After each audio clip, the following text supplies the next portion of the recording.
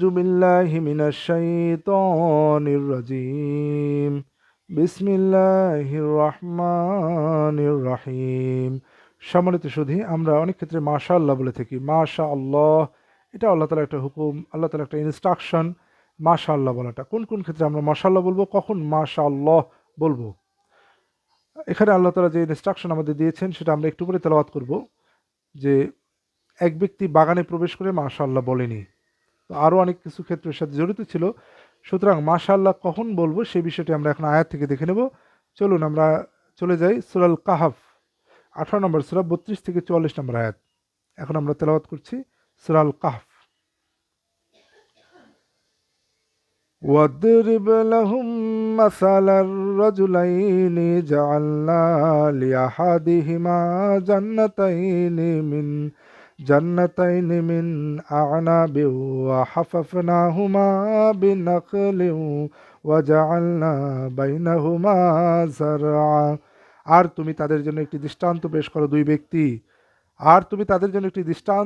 দুই ব্যক্তি, তাদের একজনকে আমি দুটি আঙ্গুরের বাগান দিয়েছি এবং উভয় বাগানকে ঘিরে দিয়েছি খেজুর গাছ দ্বারা, উভয়ের মাঝখানে রেখেছি শস্য ক্ষেত।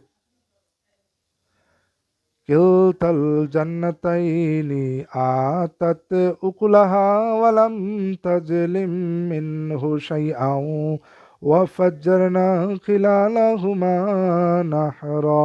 উভয় বাগান ফল দিয়েছে, তাতে কিছুই ত্রুটি করেনি, এবং আমি উভয়ের মাঝ দিয়ে নদী প্রবাহিত করেছি। ওয়াকানা লাহু সামারুন ফাকালা লিসাহিবিহি ওয়াহুয়া ইউহাবিরুহু আনা আকসারু মিনকা মালাও ওয়া আযযু নাফারা। আর তার ছিল বিপুল ফলফলাদি, তাই সে তার সঙ্গীকে কথায় কথায় বলল, সম্পদে আমি তোমার চেয়ে অধিক, আর জনবলে অনেক শক্তিশালী। ওয়াদাখালা জান্নাতাহু ওয়া হুয়া জালিমুন লিনাফসিহি ক্বালা মা আযুন্নু আন তাবিদা হাযিহি আবাদা। আর সে তার বাগানে প্রবেশ করলো নিজের প্রতি জুলুমরত অবস্থায়। সে বলল, আমি মনে করি না যে এটি কখনো ধ্বংস হবে। ওয়ামা আজুন্নু সাআতা কাইমাতাও ওয়ালা ইন রুদিদতু ইলা রাব্বি লা আজিদান্না খায়রাম মিনহা মুনকালাবা। আর আমি মনে করি না যে কিয়ামত সংঘটিত হবে, আর আমাকে যদি ফিরিয়ে নেওয়া হয় আমার রবের কাছে, তবে নিশ্চয়ই আমি এর চেয়ে উত্তম প্রত্যাবর্তন স্থল পাব। قال له صاحبه وهو يحابره أكفرت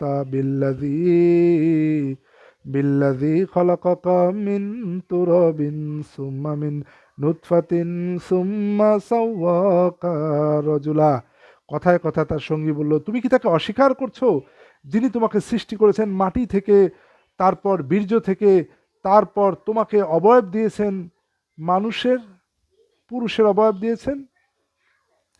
লাকিন্না লাকিন্না হুয়াল্লাহু রাব্বি ওয়ালা উশরিকু বিরাব্বি আহাদা। কিন্তু তিনি আল্লাহ আমার রব, আর আমি আমার রবের সাথে কাউকে শরিক করি না।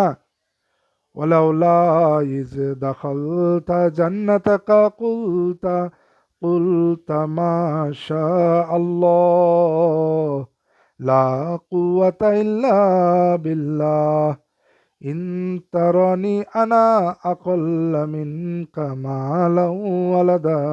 আর যখন তুমি তোমার বাগানে প্রবেশ করলে, তখন কেন তুমি বললে না মাশাআল্লাহ, আল্লাহর তৌফিক ছাড়া কোনো কিছুর শক্তি নেই।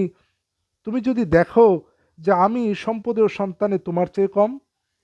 তাহলে ওই তার সঙ্গী বলছিল, ওয়ালাউলা ইজ দাখালতা জান্নাতাকা, কেন নয় যখন তুমি প্রবেশ করলে তোমার বাগানে, কুলতা তুমি কেন বলে নয় মাশাআল্লাহ লা কুওয়াতা ইল্লা বিল্লাহ।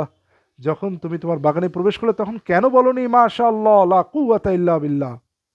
তাহলে ওই ব্যক্তির একটা বড় ভুল হয়েছে, সে আল্লাহ তাআলার সাথে শরিক করেছে, আল্লাহ তাআলাকে সন্দেহ করেছে আর মাশাআল্লাহ বলেনি, লা কুওয়াতা ইল্লা বিল্লাহ বলেনি। তাহলে আমরা যখন প্রবেশ করব বাগানে, যেখানে ফসলাদি, যেখানকার নেয়ামা আমাদেরকে চমৎকৃত করে দেবে, আমাদের ভালো লাগবে, আমাদের আনন্দ দান করবে, অবশ্যই আমরা মাশাআল্লাহ বলবো। আমরা আমাদের প্র্যাকটিসিং ক্ষেত্রে, ব্যবহারিক ক্ষেত্রে আমরা যখন কোনো কিছু সুন্দর কোনো কিছু দেখি, নিজের হোক বা পরের হোক, তখন আমরা মাশাআল্লাহ বলি। মাশাআল্লাহ, আল্লাহ যা চেয়েছেন, মাশাআল্লাহ, আল্লাহ যা চেয়েছেন। এতে আল্লাহ তাআলার এই হুকুমটা পরিপালন হলো, আল্লাহ তাআলাকে স্মরণ করাও হলো, সুতরাং আমাদের ইনস্ট্রাকশন পরিপালন করা হলো। মাশাআল্লাহ যখন আমরা বাগানে প্রবেশ করব, যখন কোনো কিছু ভালো কিছু দেখব, সেটা দেখে আমাদেরকে আনন্দিত করবে, আমরা কি বলবো? মাশাআল্লাহ, লা কুওয়াতা ইল্লা বিল্লাহ। এরপর 40 বলতেছেন, ফাআসা রব্বি আইয়ুতিয়ানি খায়রাম মিন জান্নাতিকা ওয়া ইউরসিলা আলাইহা হুসবানাম মিনাস সামাই ফাতুসবিহা সঈদান যালাকা। তবে আশা করা যায় যে আমার রব আমাকে তোমার বাগানের চেয়ে উত্তম দান করবেন, এবং তার উপর, তোমার এই বাগানের উপর আসমান থেকে বজ্র পাঠাবেন, ফলে তা অনুর্বর উদ্ভিদ শূন্য জমিনে পরিণত হবে। আও ইউসবিহা মাউহা গওরান ফালান তাস্তাতিআ লাহু তলাবা। কিংবা তার পানি মাটির গভীরে চলে যাবে, ফলে তা তুমি কোনোভাবেই খুঁজে পাবে না। وأحيط بثمره فأصبح يقلب كفيه على ما أنفق فيها وهي خاوية على عروشها ويقول يا ليتني لم أشرك بربي أحدا। আর তার ফল ফলাদি ঘিরে ফেলা হলো, ফলে তাতে সে যা ব্যয় করেছিল তার জন্য হাত কসলাতে লাগলো, এবং সেটি ধ্বংস হয়েছিল তার মাচার উপর। আর সে বলছিল, হায় আক্ষেপ, আজ আমি যদি আমার রবের সাথে কাউকে শরিক না করতাম। এরপর আল্লাহ তাআলা তার বাগানকে ধ্বংস করে দিলেন, তখন সেই কথাগুলো বলেছিল। ওয়ালাম তাকুল্লাহু ফিআতুন ইয়ানসুরুনাহু মিন দুনিল্লাহি ওয়া মা কানা মুনতাসিরা। আর আল্লাহ ছাড়া তার এমন কোনো লোকবল ছিল না যারা তাকে সাহায্য করবে, এবং সে সাহায্যপ্রাপ্তও ছিল না। হুনালিকাল ওয়ালায়াতু লিল্লাহিল হক হুয়া খায়রুন সাওয়াবাও ওয়া খায়রুন নুকবা। আর এখানে অভিভাবকত্ব একমাত্র আল্লাহ তাআলা, যিনি সত্য, তিনি প্রতিদানে উত্তম, পরিণামেও শ্রেষ্ঠ। সুতরাং আমরা এই গল্প থেকে যে বিষয়টি পেলাম, যখন আমরা, সেটা হচ্ছে সূরা আল কাহাফের 39 নম্বর আয়াত, যেটা আমাদের প্রধান আজকে আলোচ্য বিষয়, যে মাশাআল্লাহ লা কুওয়াতা ইল্লা বিল্লাহ। তাহলে মাশাআল্লাহ আমরা বলবো যখন কোনো বিষয় আমাদেরকে চমৎকৃত করবে, আমাদের নিজের আয়ত্তাধীন, নিজের মালিকানাধীন কোনো বিষয়, অথবা যা কিছু আমাদেরকে চমৎকৃত করবে, আমরা বলবো মাশাআল্লাহ। আশা করি আপনারা বুঝতে পেরেছেন।